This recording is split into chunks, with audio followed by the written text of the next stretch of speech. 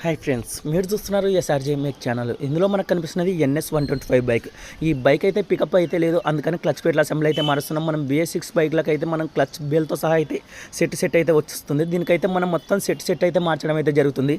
మీరు చూసిన అన్ని బైక్ల కంటే క్లచ్ ప్లేట్ల అసెంబ్లీ మార్చడం దీనికైతే చాలా సింపుల్. మామూలుగా మిగిలిన బైక్లకి క్లచ్ బెల్ అనేది పెద్దగా ఇస్తాడు, బజాజ్లో కానీ KTM బైక్లలో కానీ. ఆ క్లచ్ బెల్ పెద్దగా వేయడం వల్ల అమ్మింగ్ వీల్ కూడా మనం అడ్డు వస్తుంది. దాంతోపాటు టైమింగ్ చైన్ కూడా సెట్ అయితే తీస్తేనే మనకి ఆ క్లచ్ బెల్ అయితే ఎక్కడం అయితే జరుగుతుంది. ఈ 125కి అయితే ఆ సిస్టమ్ అయితే లేదు, చాలా సింపుల్గా అయితే ఇచ్చేసాడు మనకి. మొత్తం క్లచ్ ప్లేట్ల అసెంబ్లీ బెల్తో సహా 2040 రూపాయలు అయితే పడింది. బజాజ్ కంపెనీ ఉంది. క్లచ్ బెల్ ఫిట్ చేసిన తర్వాత దాని కింద ఒక వాచర్ అయితే ఉంటుంది. మనం ఆ వాచర్ ఫిట్ చేసుకొని ఇలా మనకి సెట్ సింపుల్గా అయితే సెట్ అవుతుంది.